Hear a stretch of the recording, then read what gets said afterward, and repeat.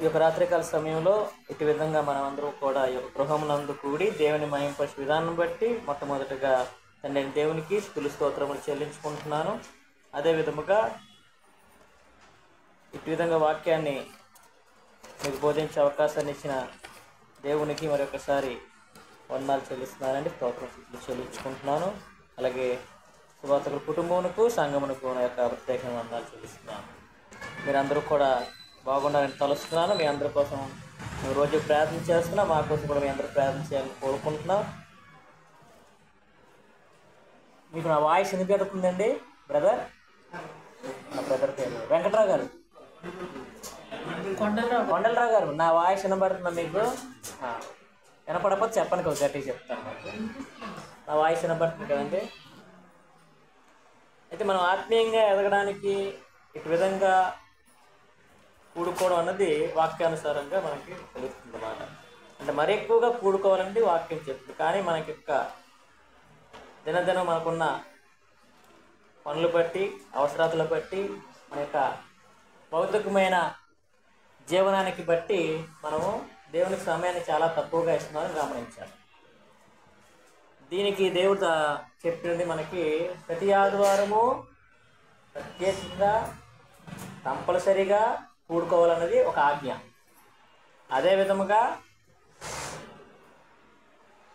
మనకి అవకాశం ఉన్నంత వరకు మనము ఎక్కువగా కూడుకోవడం అన్నది, దేవుని మహింపరచడం అన్నది మన జీవితాలకి దేవుడు ఇచ్చిన గొప్ప అవకాశం అన్నమాట. కాబట్టి ఎప్పుడైనా మనం ప్రార్థన వాటిల్లోని మనము మన ఆత్మీయ జీవితాన్ని పెంచుకోవాలి. ఎక్కువగా మనం వాటిల్లో పాల్గొంటూ ఉంటే మనకి మన శరీరాన్ని మనం ఎలాగైతే పోషించుకుంటామో ఆహారం చేత, మనం ఒక పూట తినకపోయినా మనకి నీరసం అన్నది వస్తుంది. ఎందుకని మనకి శరీరానికి కావాల్సిన ఆహారాన్ని మనం ఇస్తేనే మన యొక్క బాడీ అనేది, మన శరీరం అనేది పనిచేస్తుంది. లేకపోతే ఏంటవుద్ది? నీరసం అయిపోతున్నమాట. అదేవిధంగా మన ఆత్మీయ జీవితంలో దేవుని యొక్క సహవాసంలో ఉండకపోతే అదేవిధంగా మనము క్షీణించిపోతాం అన్నమాట. అందుకే మనం లోకంలో కలిసిపోయే అవకాశం అనేది వస్తుంది. కాబట్టి మనం ప్రత్యేకంగా ఆత్మీయ జీవితాన్ని మనం ఎల్లప్పుడూ కాపాడుకుంటూ ముందుకి మనం వెళ్ళాలన్నమాట. మరి మన ఆత్మీయ జీవితాన్ని మనం కాపాడుకోవాలంటే ఈ యొక్క భౌతిక ఉన్న ఈ శరీరాన్ని బట్టి మనము వాటిని జాగ్రత్తగా వాడుకొని ఉండాలి. మనం చూసే కళ్ళు కానీ, మన శరీరానికి జ్ఞానేంద్రియాలు 5 ఉంటాయి. మన చిన్నప్పుడు చదువుకున్న బట్టి, మనకి జ్ఞానం బట్టి ఏటేటవి జ్ఞానేంద్రియాలు? కళ్ళు, చెవులు,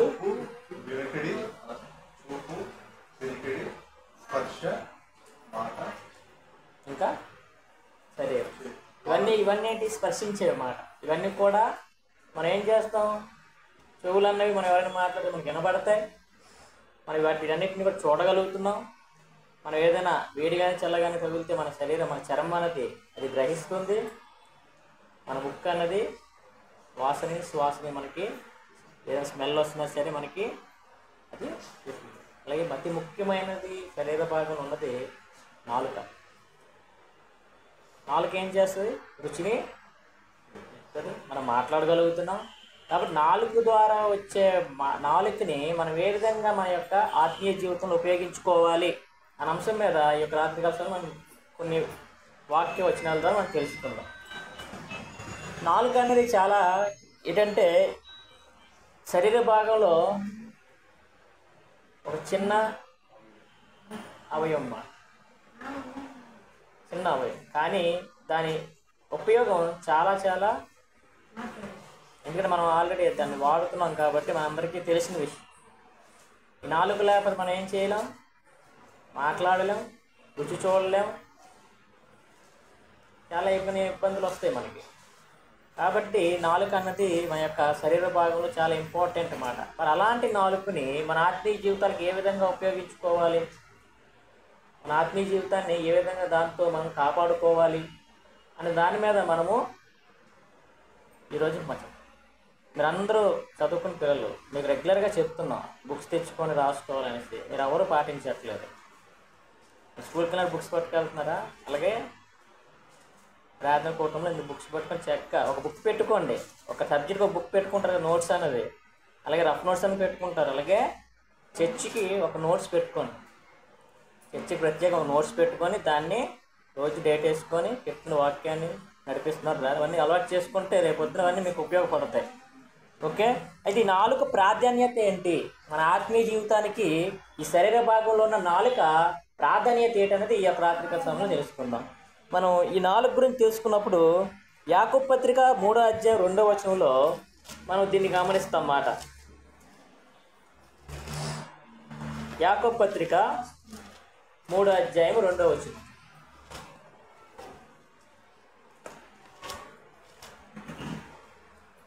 అనేక విషయములలో మనమందరము తప్పిపోవచ్చున్నాము. ఎవడైనను మాట యందు తప్పని ఎడల అట్టివాడు లోపము లేనివాడై తన సర్వ శరీరమును స్వాధీనమందుకొన శక్తి గలవాడగును. ఏంటండి? సర్వ శరీరమని నాలుక అనే ఒక అవయవము ఏం చేస్తుందట? తన ఆధీనంలో ఉంచుకుంటుంది అన్నమాట. అది కింద పుట్టినట్లు చూడండి. అక్కడ 2వ వచనంలో తప్పిపోచున్నాము. నాలుకని సరిగా ఉపయోగించలేకపోతే మన ఆత్మీయ జీవితాన్ని మనం ఏం చేస్తాం? తప్పిపోతాం. అదేవిధంగా 3వ పుట్టినట్టు చూడండి, స్వాధీనమందుకొను. అక్కడ కింద చూస్తే కళ్ళెము పెట్టుకొని. కళ్ళెం అంటే ఏంటి? మనకు టౌన్ సైడ్ కనిపించదు కాబట్టి పల్లెటూరు సైడ్లో ఎద్దులకి, ఆటలకి, ఆవులకి ఏం చేస్తారు? కళ్ళెం అన్నది పెడతారు. ఎందుకని? గుర్రాలకు కానీ దాన్ని మన ఆధీనంలో ఉంచుకోవడానికి.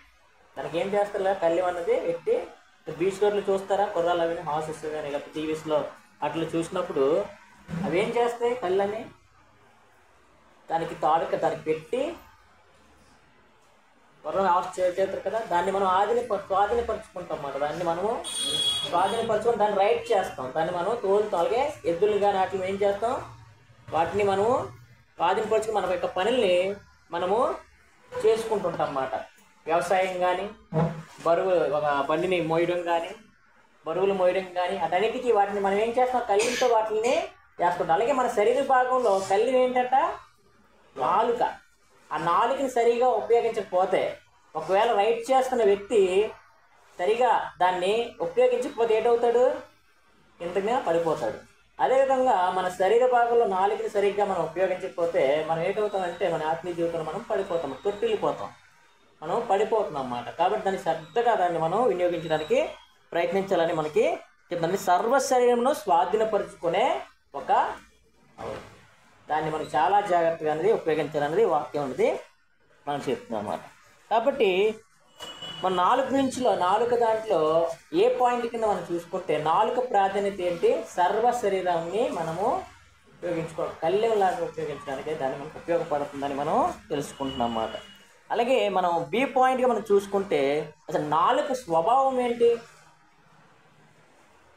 స్వభావం ఏంటి అని తెలుసుకుంటే యాకోబు పత్రిక 3వ అధ్యాయం 6వ వచనంలో నాలుక అగ్నియే నాలుక మన అవయవంలో ఉంచబడిన పాప ప్రపంచమై సర్వ శరీరమునకు మాలిన్యము కలుగు చేయొచ్చు. ప్రకృతి చక్రమునకు చిచ్చు పెట్టును. అది నరకము చేత చిచ్చు పెట్టబడును. చూడండి, యాకోబు పత్రిక చాలా ఈ నాలుగు గురించి చాలా చక్కగా రాస్తున్నారు. స్వభావం అంటే ఏంటి? స్వభావం అంటే ఏంటంటే, ఇప్పుడు ఫర్ ఎగ్జాంపుల్ ఈ యొక్క ఫ్యాన్ యొక్క స్వభావం ఏంటంటే స్విచ్ చేస్తే అది తిరగాలి. దాని స్వభావం అంతే. ఎటువైపు తిరగాలి? అది ఎటువైపు అయితే దాన్ని మోడ్ చేశారో రైట్ లెఫ్ట్ ఎప్పుడు అదే అలాగే తిరగాలి. దాని స్వభావం అది. ఇక్కడ స్విచ్ చేస్తే లైట్ ఎలగాల, ఆ స్వభావం అది. మరి నాలుక యొక్క స్వభావం ఏంటంటే అక్కడ చక్కగా రాసి చూడండి,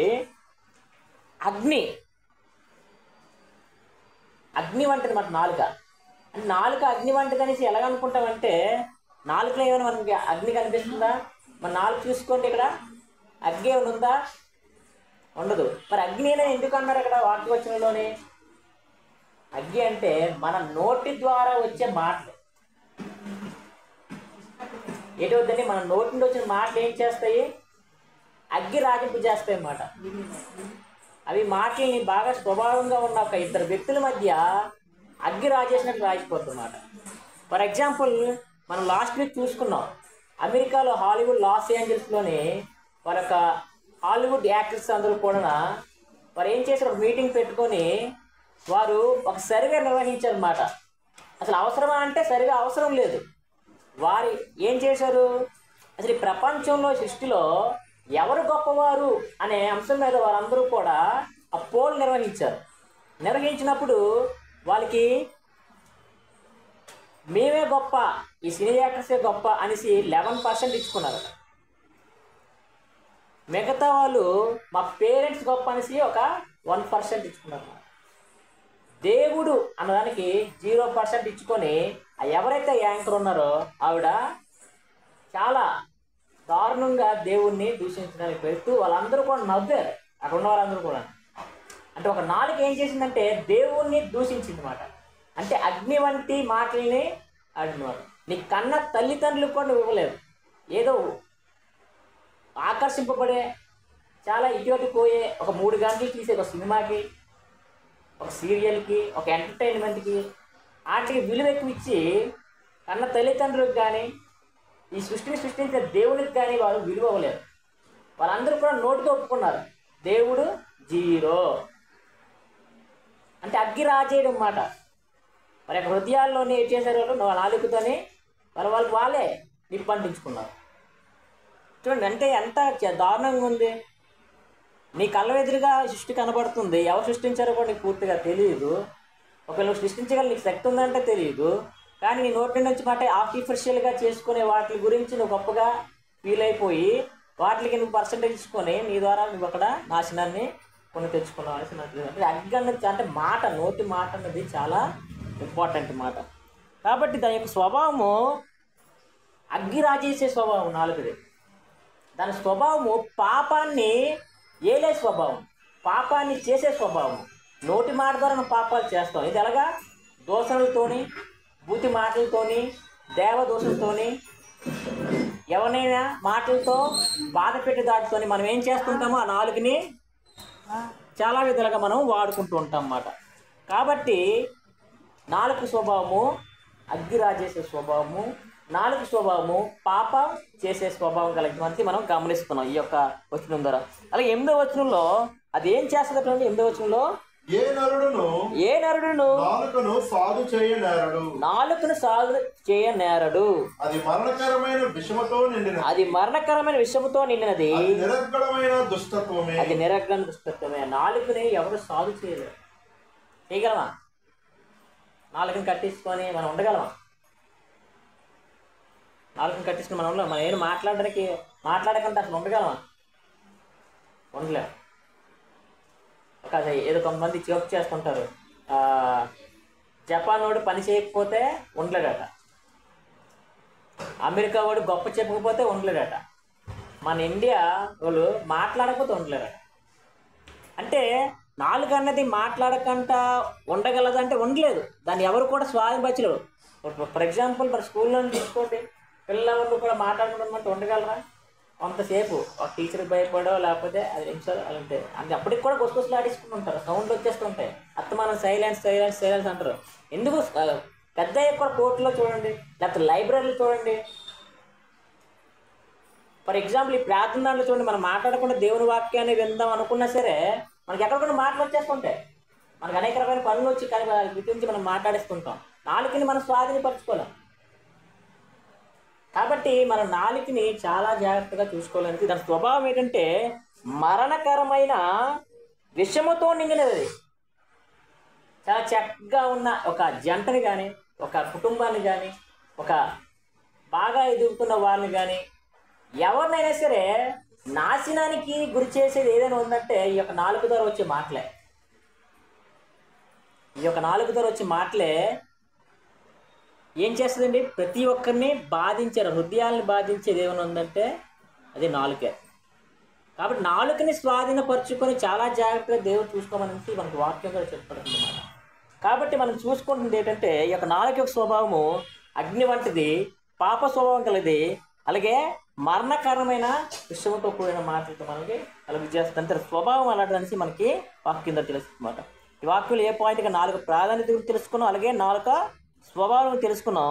సి పాయింట్గా మనం చూసుకుంటే నాలుక దుష్టత్వం గురించి మనం తెలుసుకున్నాం. నాలుక దుష్టత్వం, ఈ నాలుక దుష్టత్వం అనేది యాకోబు పత్రిక 3:5 అది ఏం చేస్తుందంటే దుష్టత్వం మనకి అలాగుండనే నాలుక కూడా చిన్న అవయమైనను బహుగా అదిరిపడును. ఎంత కొంచెము నిప్పు ఎంత విస్తారమైన అడవిని ఏంటంటే చిన్న అవయవము, నాలుక చిన్న అవయవం అన్నమాట. కానీ అది బహుగా అదిరిపడును, పుట్టినట్లుండి అతిశయపడు అన్నమాట. మన దేవు ఏకదేవి అతిశయపడుతుంది. ఎలాగంటే ఏ సాగు ఊరు దెబ్బ పేరు గొప్ప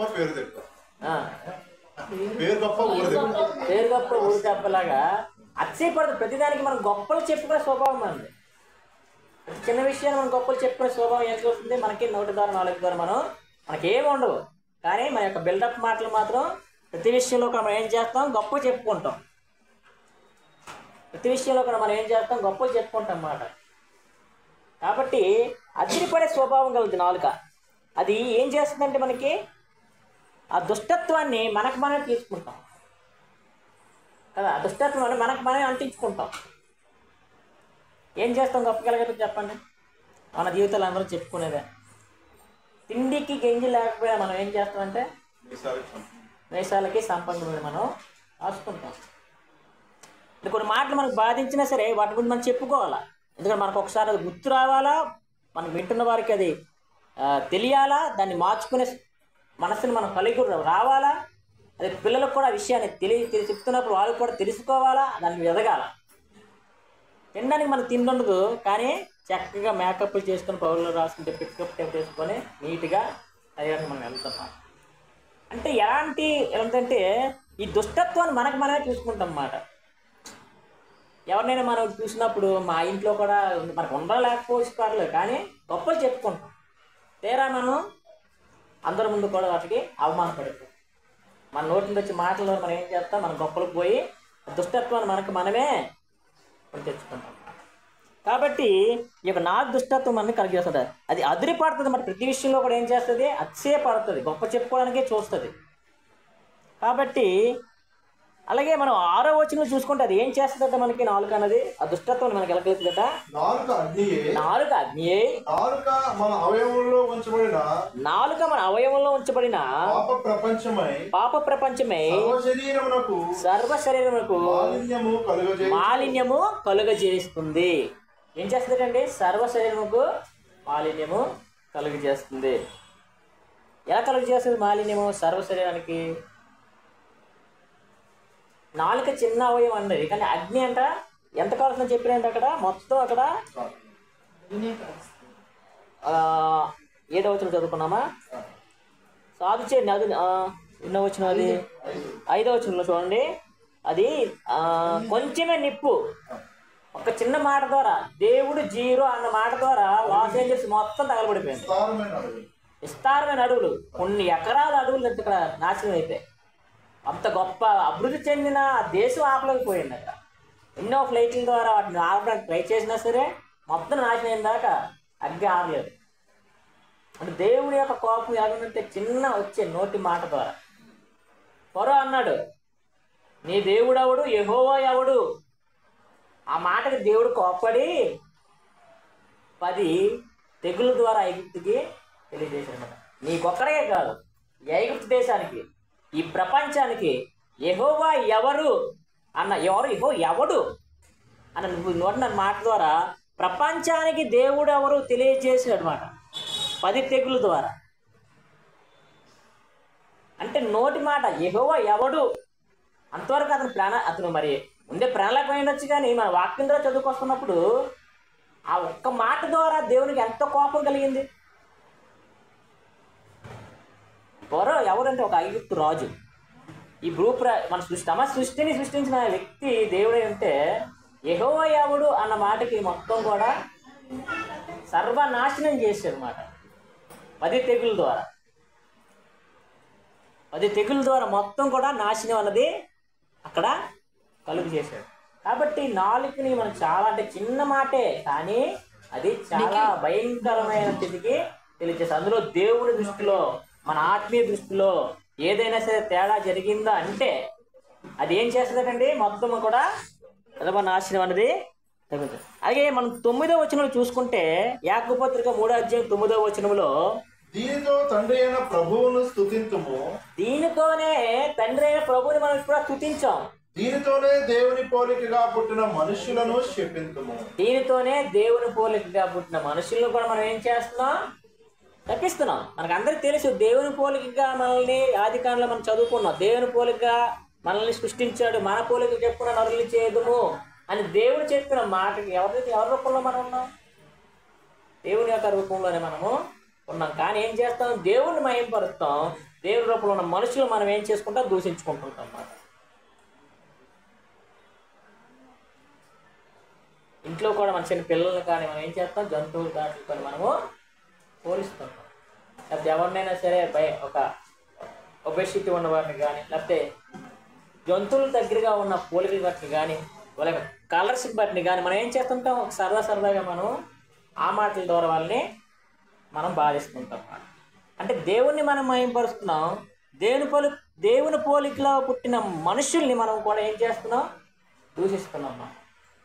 రాత్రికాల సమయంలో మనకి నాలుక ద్వారా దేవుడు మనకు అనేక విషయాలను తెలియజేస్తున్నాం. వాటి నుండి కూడా మనలో ఏమైనా ఉన్నాయనుకుని చూసుకొని వాటి నుండి మార్చుకోవడానికి మనము అంటే నాలుక దుస్తత్వం ఎలా ఉందటండి, అది అతిశయపడుతుంది, అదురుపడుతుంది, అది సమస్త మాలిన్యం మనకి అంటగడుతుంది. అది మనం ఏం చేస్తున్నాం అంటే నర రూపంలో ఉన్న దేవుని రూపంలో ఉన్న నరుల్ని మనం శపించడానికి ప్రయత్నిస్తున్నాం. అదేవిధంగా 8వ వచనంలో చూసుకుంటే అది ఏం చేస్తుందట, అది ఏ నరుడును నాలుగు సాధు చేయనరుడు అది మరణకరమైన విషముతో నిండినది, అది నిరర్గళమైన దుష్టత్వము. నిరర్గళమైన దుష్టత్వానికి మనల్ని తీసుకుని పోతుంటాం. కాబట్టి మనము చాలా జాగ్రత్తగా ఉండవలసిన అవసరత ఉందని నాలుగుతో మనకి తెలుసుకున్నమాట. మనం తెలుసుకుంటున్నాం, నాలుక ప్రాధాన్యతని తెలుసుకున్నాం, అలాగే నాలుక స్వభావం గురించి తెలుసుకున్నాం, అలాగే నాలుక దుష్టత్వం గురించి తెలుసుకున్నాం, అలాగే నాలుక కాఠిన్యత్వం గురించి మనము ఇప్పుడు తెలుసుకుందాం. యాకోబు పత్రిక 3వ అధ్యాయం 8వ వచనంలో అది దాని కాఠిన్యత ఎలా ఉంటుందంటే చదువుకున్న విషయంలోనే 8వ వచనంలో ఏ నరుడును నాలుకను సాధు చేయ అంత కఠినత్వంగా ఉంటుంది. ఏదండి, అంత కఠినత్వంగా ఉంటుంది. ఎలాగుంటుంది, ఒక వజ్రాన్ని చిరతగా కొయ్యగలం, మరి అంత కఠినత్వం గల నాలుకని మనం దేనితో కొయ్యాలి, దేంతో దాన్ని ఆపగలం, దేంతో దాన్ని మనం మన ఆత్మీయస్థితిని మనం కాపాడుకోగలం. ఆ నాలుకని ఎంత కాఠిన్యం అంటే మనం దాన్ని సాధు చేయనేరలం అట, దాన్ని సాధు చేయనేరలం అనేసి మనకి వాక్యం చెప్తుంది. కాబట్టి దాన్ని ఎంత చక్కగా ఉపయోగించాలన్నది మనం ముందు తెలుసుకుందాం. కాబట్టి ఆ కాఠిన్యత్వం అనేది చాలా చాలా ఇంపార్టెంట్ మాట. కాఠిన్యత్వం దాన్ని ఎలాగా మనం సాల్వ్ చేయాలన్నది మనము కొన్ని వచనాల ద్వారా తెలుసుకుందాం. అయితే మరి నాలుక యొక్క మృదత్వం ఏంటి, నెక్స్ట్ పాయింట్లోని 3వ అధ్యాయం 9వ వచనంలో దాని మృదత్వం ఎలా ఉంటుందంటే దీనితో తండ్రి అయిన ప్రభువును స్తుతింతుము. దాని మరి మృదత్వం ఏంటి, ఎవరినైనా మనం దేవుడు మనకి సృష్టిని కలుగు చేశాడు, మనం సృష్టించాడు కాబట్టి దాన్ని మనం ఆ మృదత్వమైన నాలుగు ఏం చేస్తుంది, దేవుణ్ణి స్తుతిస్తుంది. అలాగే మనకి ఎవరినైనా మంచి చేసినప్పుడు ఆ నాలుగు ఏం చేస్తుంది, వారికి చక్కటి మాటలతో, అలాగే ఎవరికైనా ఏదైనా ఆపదలో ఉన్న వారికి చక్కడైన ఆదరణమైన మాటలతో ఆ నాలుగు ఏం చేస్తుంది, మృదుత్వాన్ని మనకి చూపిస్తుంటారు అన్నమాట. కాబట్టి మనం గ్రహించాల్సింది ఆ మృదుత్వాన్ని మనము పెంపొందించుకోవాలనేసి మనము చూసుకోవాలన్నమాట. అలాగే 10వ వచనంలో ఆ నాలుగు ద్వారా మనకి అక్కడ కనపడుతుంది, ఒక్క నోట నుండి శాపవచనమును బయలువెళ్ళును. కాబట్టి మన నాలుక నుండి మృదుత్వం ఎలా రావాలంటే ఆశీర్వాదకరమైన వాటి ద్వారా మాటల ద్వారా మనము మన నాలుకని ఆ మృదుత్వంలోకి మనము తీసుకొని వెళ్ళాలన్నమాట. కాబట్టి దీన్ని మనము చాలా చక్కగా ఉపయోగించుకోవాలి నాలుక అన్నది. అలాగే మనం దాని యొక్క అంతం, ఒకవేళ నాలుగు కానీ సరిగ్గా లేకపోతే, ఈ యొక్క మృదంగా ఉంటుంది లేకపోతే, కఠినత్వంలో మనం ఉండిపోతే దాని యొక్క అంతం ఎలాగుంటుందంటే 6వ వచనంలో మనం చూస్తున్నాం, అందుకు చదువుకున్నదే, నాలుక అగ్నియే, నాలుక మన అవయవంలో ఉంచబడిన పాప ప్రపంచమై సర్వ శరీరమునకు మాలిన్యము కలుగు చేయొచ్చు, ప్రకృతి చక్రమునకు చిచ్చు పెట్టినట్లు అది నరకము చేత చిచ్చు పెట్టబడును. ఏం చేస్తుందండి? అది నరకానికి మనల్ని లాక్కెళ్ళిపోదు. కాబట్టి నాలుగుని చాలా చక్కగా మనము వినియోగించుకోవాలన్నది మన యొక్క ఉద్యమం. ఇప్పుడు దాకా 1వ పాయింట్లో మన నాలుగు గురించి కొన్ని పాయింట్లు తెలుసుకున్నాం. నాలుక ప్రాధాన్యత గురించి తెలుసుకున్నాం, నాలుక స్వభావం గురించి తెలుసుకున్నాం, నాలుక దుష్టత్వం గురించి తెలుసుకున్నాం, నాలుక కఠినత్వం గురించి తెలుసుకున్నాం, నాలుక యొక్క మృదత్వం. 2వ పాయింట్గా మనం చూస్తుంది దాన్ని ఏ విధంగా కాచుకోవాలి. ఇప్పుడు దాకా నాలుక ఏంటి, దాని స్వభావం ఏంటి, దాని ద్వారా వచ్చే ఆపదలు ఏంటి అని మనం కొన్ని విషయాలు కూడా తెలుసుకున్నాం. మరి దాని నుండి మనం ఎలా కాచుకోవాలి దాని నాలుకని ఏ విధంగా కాచుకోవాలంటే, దాన్ని ఎలా కాపాడుకోవాలంటే కీర్తనల గ్రంథం 1వ వచనంలో రాసినట్టుగా, కీర్తనలు 1వ అధ్యాయం 1వ వచనంలో, దుష్టుల ఆలోచన చొప్పున నడవక, పాపుల మార్గము నిలవక,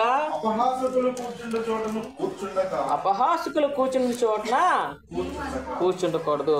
మరి అపహాసకులు కూర్చుని, అపహాసకం అంటే ఏంటి? ఒకరినొకరు పరాశకులు ఆడుకోవడం, అపహాసాలు ఆడుకోవడం, సరదాలు ఆడుకోవడం, సరసాలు ఆడుకోవడం, ఇవన్నీ కూడా వాటిలో వస్తాయి అన్నమాట. వాళ్ళ దగ్గర మనకి దూరంగా వెళ్ళిపోవాలి.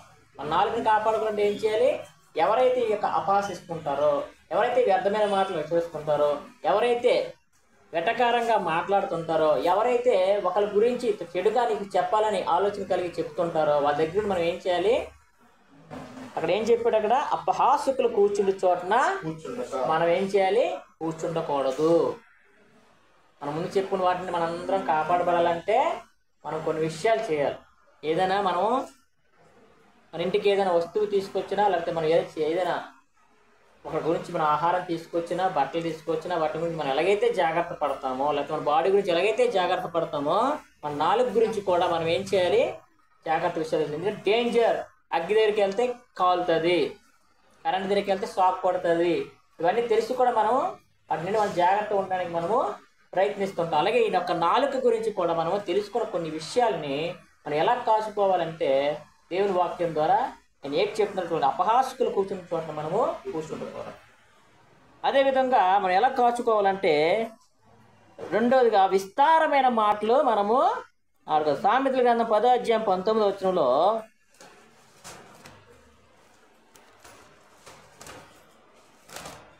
సామెతలు 10వ అధ్యాయము, విస్తారమైన మాటలలో దోషముండక మానదు, తన పెదవులను మూసుకొనివాడు బుద్ధిమంతుడు. విస్తారమైన మాటలు ఉదయం మొదలు పెడితే రాత్రి దాకా అలా మాట్లాడుకుంటూనే ఉంటాం. కొన్ని విషయాల్లో అయితే ఇంకా దానికి అంతే ఉండాలి, చర్చిస్తూనే ఉంటాం. అంటే మాట్లాడాలంటే నాలుగు ద్వారా కానీ, మన యొక్క చాటింగ్ ద్వారా కానీ, మన నెక్ ద్వారా వాటిని ఉపయోగిస్తుంటాం. విస్తారంగా మనం వాటి గురించి ఆలోచించి వాటి మాటలు మనం ఆడుతున్నప్పుడు ఏటు కలుగుతుంది? దోషం అన్నది ఉంటుందా ఉండదా? తప్పకుండా ఉంటుంది అన్నమాట. కాబట్టి విస్తారమైన మాటలు మనకి అవసరం లేదు. విస్తారమైన మాటలు మనకి అవసరం లేదు. వాటిని మనం ఏం చేయాలా? దూరంగా ఉండాలి. ఎలా ఉండాలి? పెదవులు అక్కడ రాయబడింది కదా, తన పెదవులను మూసుకునేవాడు బుద్ధిమంతుడు. చక్కగా అక్కడ అపహాసులు కూర్చుని చోటు నుండి మనం అలా వెళ్ళిపోవాలా. ఒకవేళ అలా మాట్లాడుతున్నా సరే, ఒక అవకాశం మనకి దొరకపోయినా సరే మనం ఏం చేయాలి? నోరు మూసుకొని సైలెంట్గా ఉండి వెళ్ళిపోవాలి. వాటి నుండి మనం దూరంగా వెళ్ళిపోవాలి. మనం ఎలా కాచుకోవాలంటే, వీటి విధంగా అపహాసుల దగ్గర మనం కూర్చోకూడదు. విస్తారమైన మాటలు మనము ఒకవేళ మాట్లాడవలసి వస్తే, 3వ పాయింట్గా మనం మాట్లాడాల్సి వస్తే మరి మాట్లాడకంటూ ఉండగలమంటే ఉండలేము. మనం కంపల్సరీగా మాట్లాడి తీరాలి. కాబట్టి అలా మాట్లాడాలి అనుకుంటే మనము యాకోబు పత్రిక 1:19 యాకోబు పత్రిక 1:19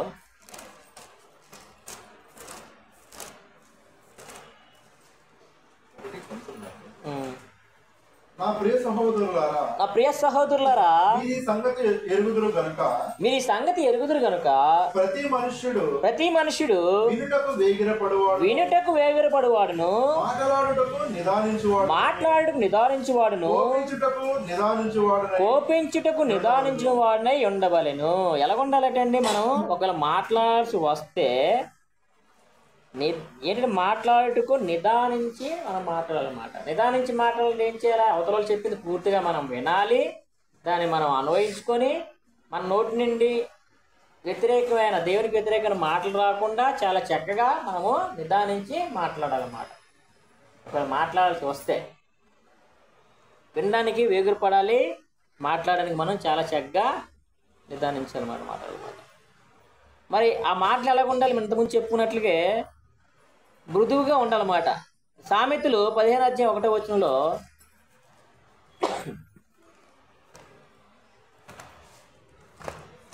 సామెతలు 15:1 మృదువైన మాట క్రోధమును చల్లార్చును. మనం మాట్లాడాల్సి వస్తే ఏం చేయాలంటే మృదువైన మాటలు మనము మాట్లాడాలి. మృదువైన మాట క్రోధము చల్లార్చును, నొప్పించు మాట కోపమును రేపును. నొప్పించిన మాట కోపము. మనం మాట్లాడాల్సి వస్తే ఏ మాటలు మాట్లాడాలి? మృదువైన మాటలు మనము మాట్లాడాలన్నమాట. మృదువైన మాటలు మనము మాట్లాడాలి. మనం మాట్లాడాల్సి వస్తే మృదువైన మాటలు అనేది మనము మాట్లాడాలన్నమాట. మరి ఎలా మాట్లాడాలంటే ఇంకా మనం ఇంకో పాయింట్ రాసుకుంటే కృపాసహితమైన మాటలు మనము మాట్లాడాలి. కృపాసహితమైన మాటలు మనం మాట్లాడాలంటే కొలసీ పత్రిక 4:6 కొలసీ పత్రిక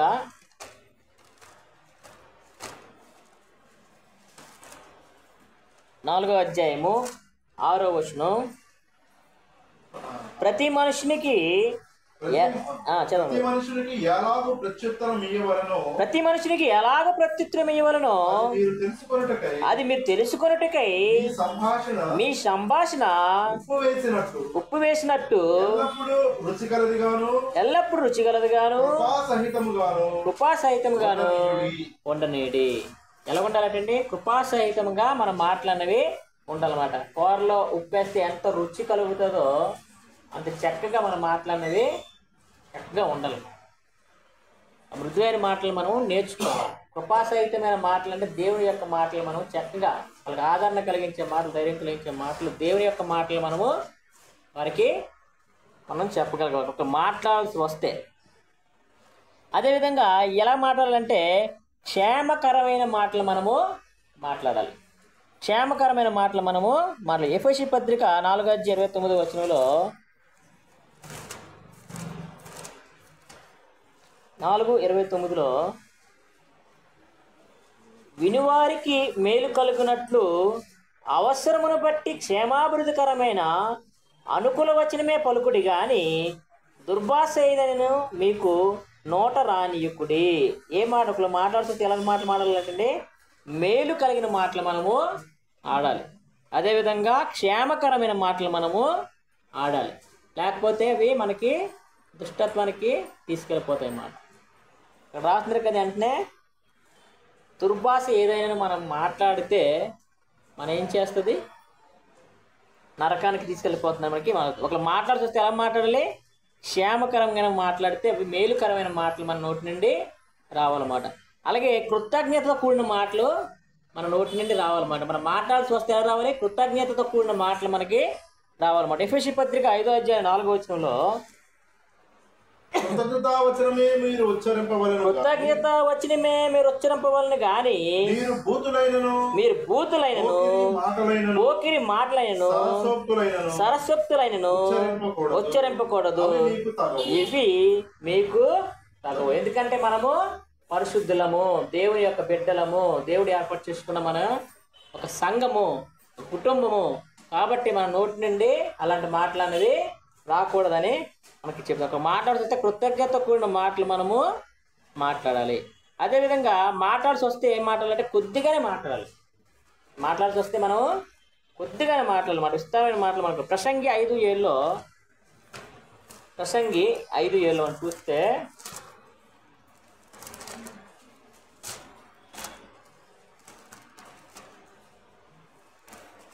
5:7 అధికమైన అధికమైన స్వప్నములను మాటలను నిష్ప్రయోజనములు నీ మట్టుకు నీవు దేవుని యందు భయభక్తులు కలిగి ఉండము. నీ మట్టుకు నీవు దేవుని యందు భయభక్తులు కలిగి ఉండాలి. ఆ భయభక్తులు కలిగి ఉంటే మన యొక్క నాలుకని మనము ఎల్లప్పుడూ కూడా మనం స్వాధీనపరుచుకుని ఉన్నాం అన్నమాట. కాబట్టి నాలుక గురించి మనం తెలుసుకున్నాం. అందులో నేను ఎందుకని ఎన్నిసార్లు చెప్తానంటే మీకు చక్కగా రాసుకోవాలి.